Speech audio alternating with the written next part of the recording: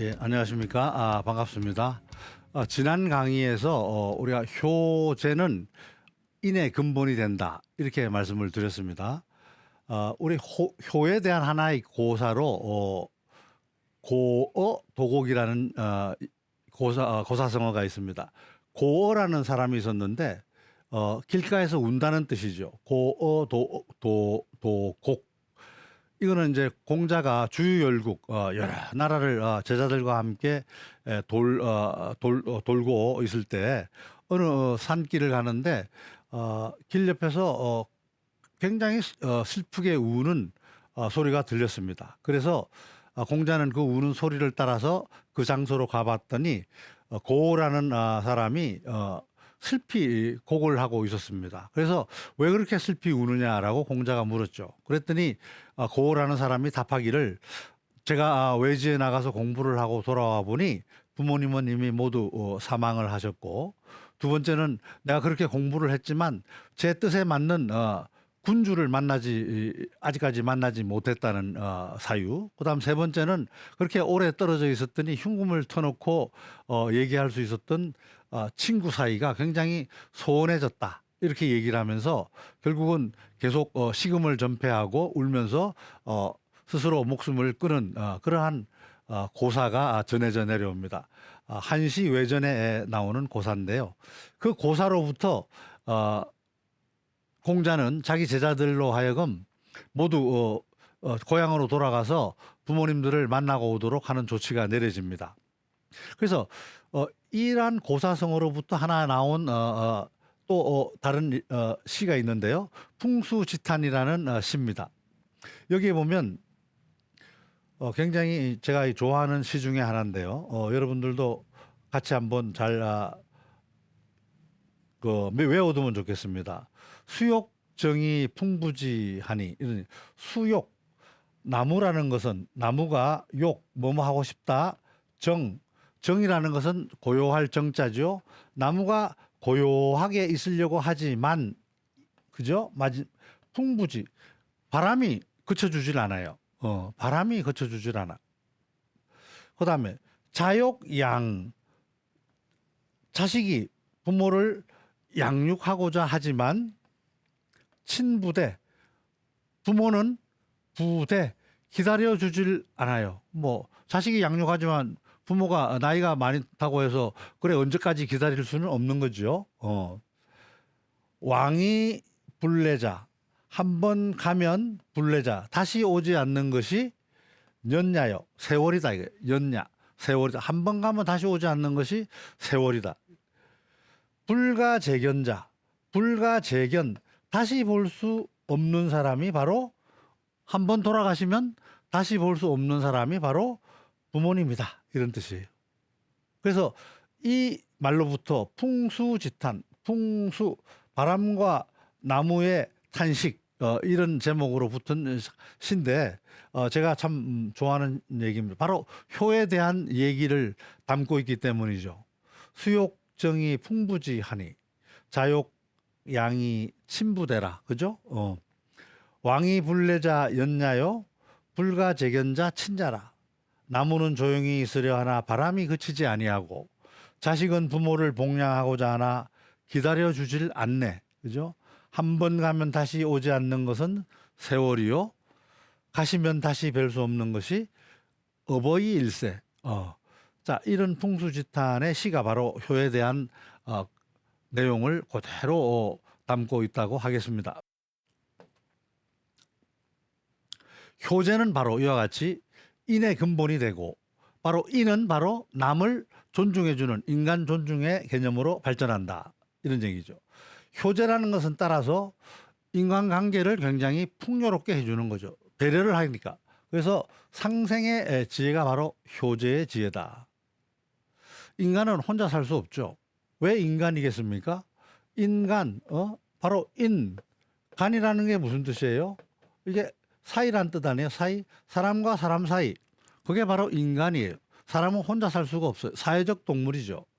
그래서 이는 결국 인간관계를 원만하게 하고 소통하게 하고 조화롭게 만드는 핵심 사상이 되는 거다. 근데 우리는 때때로 자기 지위가 우쭐하게 되면 이러한 인간관계의 도리를 범하는 경우가 생겨납니다. 우리가 현실적인 측면에서 여러 가지 이러한 사례들이 언론에 보도가 돼 있죠. 예를 들면 뭐 얼마 전에 발생했던 대한항공 회항 사건, 땅콩 회항 사건, 갑질, 좀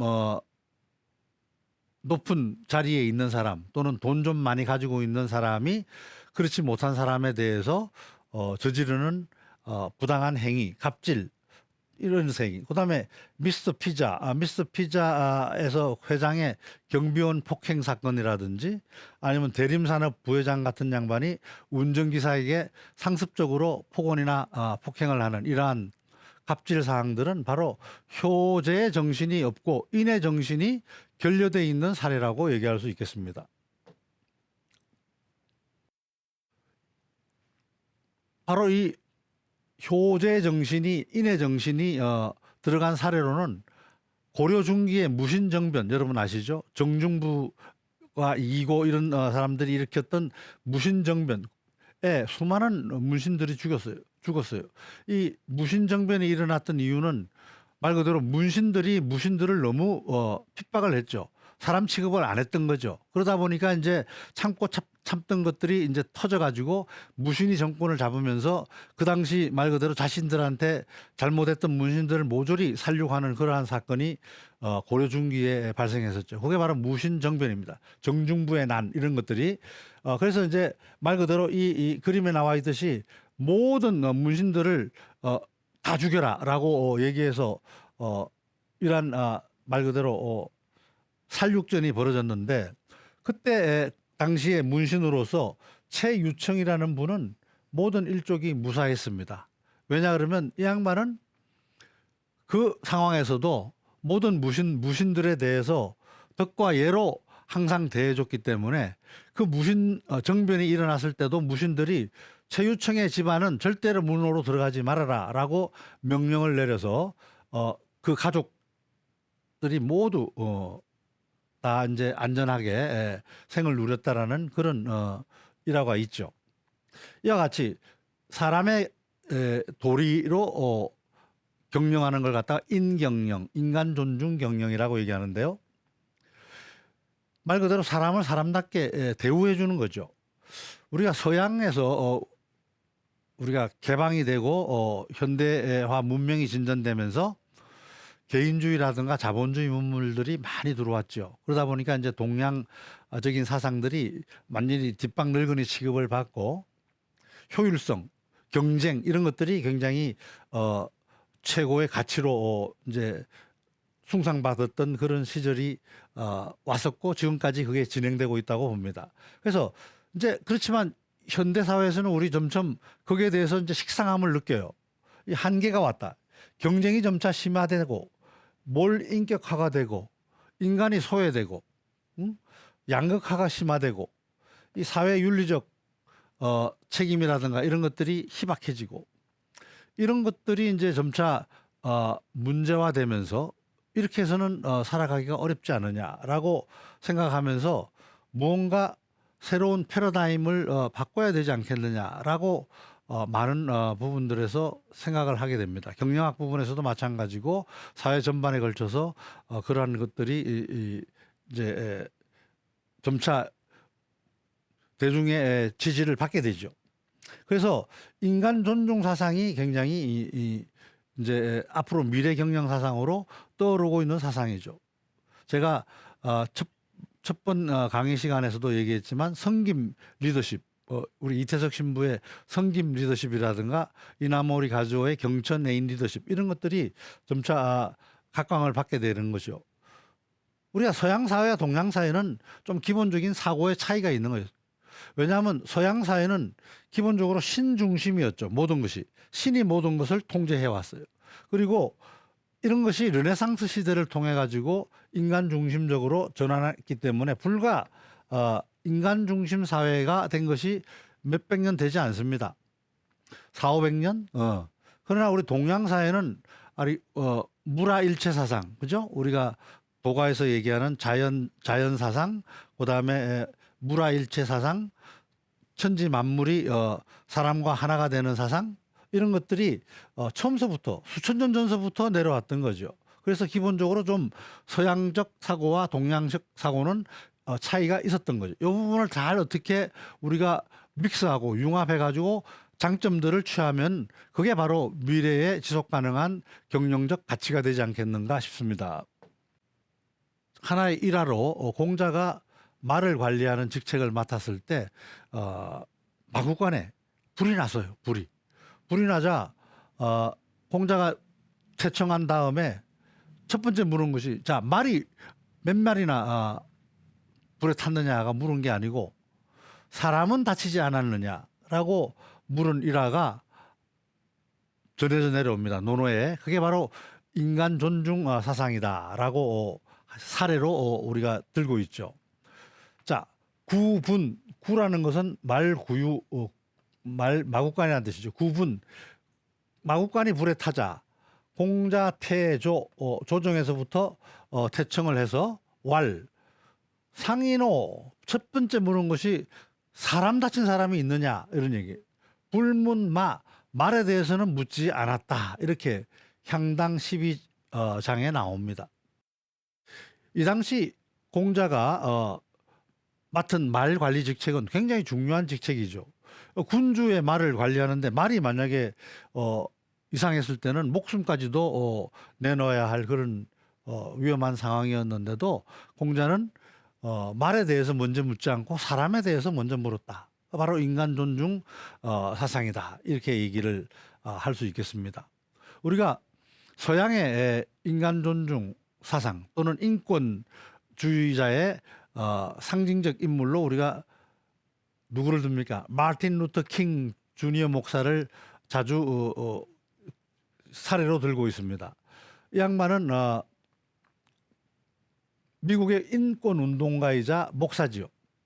근데 1963년에 워싱턴 링컨 메모리얼 그 앞에 광장에서 대규모 대행진 군중 집회를 하면서 I have a dream, 나에게는 꿈이 있습니다 라고 외친 그 연설은 말 그대로 미국의 3대 연설 중에 하나로 뽑히는 명문이었습니다.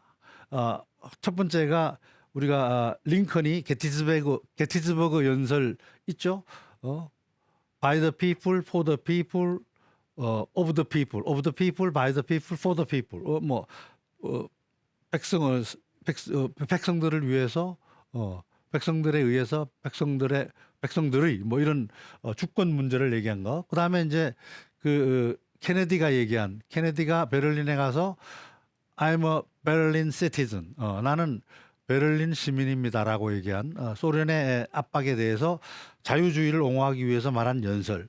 그 다음에 세 번째로 이 마틴 루터 킹이 얘기하는 I have a dream, 나에게는 꿈이 있다라고 하는 연설이 말 그대로 굉장히 미국의 훌륭한 연설 중에 하나로 회자되고 있습니다. 마틴 루터 킹은 보스턴 대학에서 신학 박사학위를 받았고요.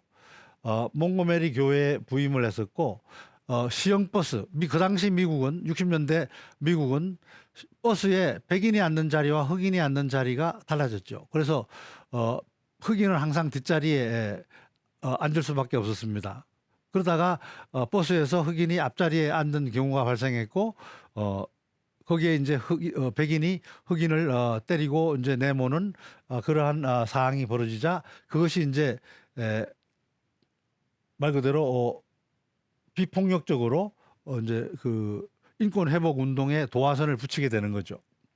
그래서 결국 버스 보이콧 운동을 벌려서 승리를 거두고 이를 계기로 이제 전국적인 지도자로 등장을 합니다. 이 마틴 루터 킹은. 그래서 워싱턴 대행진을 비롯한 수많은 운동을 이제 이끌었고요. 1964년에 노벨 평화상을 받죠. 그리고 1968년 그로부터 4년 뒤에 테네시주 멤피스에서 암살자의 총에 암살을 당합니다. 이 양반이 1963년 8월 28일 날 워싱턴 군중 집회에서 연설한 I have a dream, 그 내용이 바로 인간 존중, 상생의 정신을 포함하고 있기 때문에 요 시간에 간단히 처음에 도입 부분에 대해서 몇 마디만 한번 같이 살펴보는 시간을 가지도록 하겠습니다. 자, 첫 번째 문장이 이렇습니다. I have a dream. 자, 나에게는 꿈이 있습니다. 어떤 꿈이냐? One day, 어느 날 this nation will rise up. 이 국가가 흥기에서 rise up and live out the true meaning of its creed. 어떤 진실한 믿음에 따라서 흥기하고 살아가는 그러한 날이 올 거라고 믿습니다. 어떤 믿음이냐? We hold these truths to be self-evident that all men are created equal. 모든 사람은 평등하게 태어났다라는 그러한 사실, 그러한 믿음에 따라서 살아가고 발전할 날이 분명히 오리라고 I have a dream. 그런 믿음 하에 나는 그런 믿음을 가지고 있는 꿈을 가지고 있다. 이렇게 얘기하는 거죠. We can never be satisfied as long as our children are stripped off. We can never be satisfied. 우리는 절대로 만족할 수가 없습니다. As long as 뭐뭐 하는 한 우리의 어린이들이, 우리의 아이들이 이런 얘기죠. Stripped of their selfhood. 그 자존심, selfhood. 그들의 자존심이 벗겨지고, strip, 벗는다는 거예요. 우리 아이들의 자존심이 벗겨지고, loved of their dignity.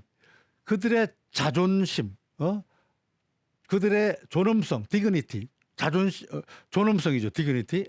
존엄성이 love of 하면은 강도질 당하는 이런 얘기죠. 그러니까 그 자존심과 존엄성이 박탈되고 강도질 당하는 그러한 상태를 절대 우리는 만족할 수가 없습니다. 뭐에 의해서? Signs stating for white only, 백인 only, 백인만 백인 전용이라는 표지 사인에 의해 가지고 우리 아이들이 자존심이 상하고 존엄성이 망가지는 그러한 상태를 우리는 결코 만족할 수가 없습니다. 이렇게 얘기합니다. 그 다음에 we cannot be satisfied. 우리는 절대로 만족할 수가 없습니다. As long as a Negro in Mississippi, 미시시피주에 있는 흑인이 cannot vote, 투표를 할 수 없고, Negro in New York, 뉴욕에 있는 흑인이 believes he has nothing for which to vote. 그러니까 투표할 대상을 찾지 못하는, 투표할 수 없다는 거예요. 투표할 대상을 찾지 못하는 그러한 상태를 우리는 결코 만족할 수가 없습니다. 이런 얘기죠. No. 절대로 안 돼요. No. We are not satisfied. 우리는 절대로 만족할 수가 없습니다. We will not be satisfied. 우리는 결코 앞으로도 만족할 수 없습니다. 언제까지? Justice rolls down. 정의가 roll down. 정의가 흘러들어. Like water. 물처럼. 정의라는 이 상황이 물처럼 흘러들어오고, righteousness도 이것도 마찬가지로 올바름이죠. 올바름이 like a mighty stream. mighty라는 것은 힘 있는 폭포처럼, 급류처럼 흘러 들어올 때까지 우리는 결코 만족할 수 없습니다. 정의와 올바름이 이 땅에 들어올 때까지 결코 만족할 수가 없습니다. I have a dream. 나에게는 꿈이 있습니다. One day on the hill of Georgia. 조지아주의 어떤 레드 그 붉은 언덕에서 the sons of former slave. 예전에 노예의 아들과 the sons of former slave owner. 노예 주의 아이들이 will be able to sit down together. 함께 앉아서 어디에? At the table of brotherhood. brotherhood라는 것은 형제애지요. 형제애의 식탁과 같은 그러한 테이블에 앉아서 그 레드힐이 앉는 것이 형제애에 같이 손잡고 흑인의 자손이나 노예의 자손이나 노예주의 자손이 함께 앉아서 그렇게 살아갈 날을 나는 꿈꿉니다. 이런 얘기죠. 자, 이게 도입부인데요. I have a dream이라는 연설의 도입부 첫 몇 문장입니다만은 굉장히 사람의 마음을 파는 후벼 파는, 그리고 뭔가 욱 하고 일어날 수 있도록 만드는 선동적인 그러한 내용들이죠. 굉장히 명문 문장입니다. 자, 바로 이러한 것은 상생, 너희들만 혼자 사는 게 아니고 같이 살아가야 된다. 이걸 중요하는 거죠. 그리고 남을 흑인이라고 해서 깔아뭉개지 말고 같이 존중을 해줘야 된다. 이런 내용이 쭉 그 다음으로 연결이 됩니다. 상생, 인간 존중의 사상이 배어 있는 연설문이죠. 그래서 우리가 이러한 인간 존중의 이제 경영을 추진을 해야 되는데, 지금의 상황을 보면 우리가 이제 알게 됐어요. 사람이라는 것은 먹고 산다고 다 해결되는 게 아니야. 먹고 사는 것 외에도 다른 다양한 욕구가 있다는 것을 알게 되었어요. 우리가 얼마 전에도 다 현대경영 문제점에서 봤지 않습니까? 매슬로우 교수가 얘기한 5단계, 욕구 5단계 보면 4단계, 그죠? 자기 존중, 그 다음에 5단계는 자아 실현, 이러한 욕구들이 모든 사람들마다 다 가지고 있다는 거죠. 그래서 이러한 것들을 위해서 다양한 동기부여가 필요하다는 겁니다. 그리고 조직 내 외부 간 경쟁이 점차 심화되고, 경쟁을 통해서 승자가 나오면 승자 독식, 승자가 모든 것을 가져가는 그러한 형태의 winners takes all, 이긴 놈이 모든 것을 다 가져가는 그러한 게임룰이 정착됨으로 해가지고 이것은 서로 상생의 경영이 아니다, 이런 생각들을 갖게 되죠. 그다음에 인간이라는 것은 이러한 경쟁의 수단이나 이윤 창출의 수단이지 서로 상호 이익 추구나 존중의 대상이 되지 않았던 것이 현대 경영에서의 어떤 문제점이었죠. 그래서 이러한 문제점들을 어떤 식으로든지 개선해 보자라고 한 것이 바로 경쟁적 협력을 추진해 보자. 그리고 상호 이익을 창출한 사람한테 오히려 점수를 높여주는, 즉 보상을 많이 해주는, 무조건 이기는 사람한테 보상을 많이 해주는 게 아니고 경쟁을 하되 협력하면서 경쟁하는 코피티셔널, 협력하면서 경쟁하는 그러한 사람과, 그 다음에 상호 이익, 나만 잘 되는 게 아니고 남도 이익을 나눠 가질 수 있는 그러한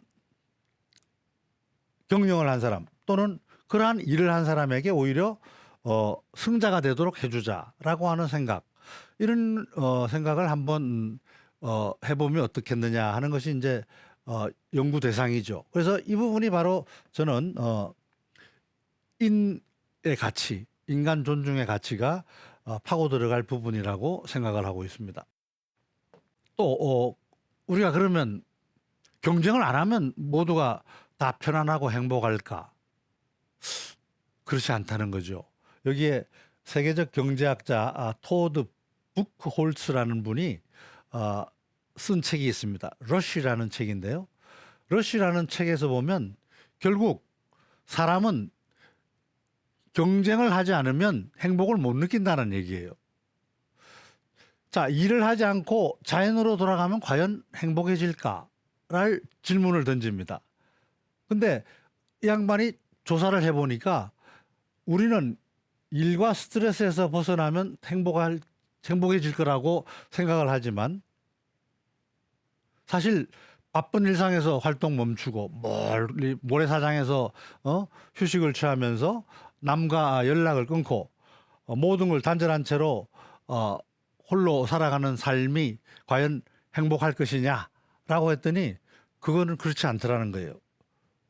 이거는 오히려 잘못된 거고, 일과 스트레스가 있어야 행복해진다는 겁니다. 사람은 기본적으로 경쟁을 통해서 성장 진화해 왔기 때문에 본능적으로 경쟁을 원한다는 거예요. 우리 DNA 속에는 남보다 앞서가려고 하는 그러한 심리, 그러한 DNA가 있다라는 거죠. 어떻게 보면 그러한 경쟁 DNA 때문에 인간 문명이 이렇게 호모 사피엔스가 될 정도로 발전해 왔는지도 모르죠. 그리고 앞으로도 그렇게 호모 데우스, 우리 유발 할라리 교수가 얘기했던 신을 닮아가는 그러한 인간, 호모 데우스적인 단계로까지 가려고 노력하고 있는지도 모르죠. 그게 바로 경쟁 심리일 수도 있습니다. 스트레스는 오히려 더 나은 삶을 위한 최선을 다하게 하고, 그다음에 경쟁 충동은 이거는 본성이고, 그리고 편안하고 아무것도 하지 않고 있으면 행복한 것이 아니고, 행복은 바쁘게 움직이는 데서 비롯되고, 오히려 인생은 스트레스 없이 인생에서 행복은 스트레스 없이 얻어질 수 없다고 이 양반은 주장을 하고 있습니다. 그래서 오히려 삶의 성공과 행복을 성취하는 기회는 이 바로 경쟁적 본성을 인정을 하고 거기에서 찾을 때 온다고 얘기합니다. 모든 이론이 항상 옳은 것은 아닙니다. 그러니까 우리가 중용이라는 얘기가 나온 이유도 바로 극과 극을 피해야 된다는 얘기인데요. 우리가 경쟁을 하되 상생 경쟁을 하자는 얘기죠. 예. 그러면 오늘 강의는 여기까지 진행하도록 하겠습니다. 오늘 강의 내용은 말 그대로 인간 존중 경영의 방향을 모색을 하여야 미래 경영의 지속 가능성이 보인다라고 얘기할 수 있겠습니다. 감사합니다.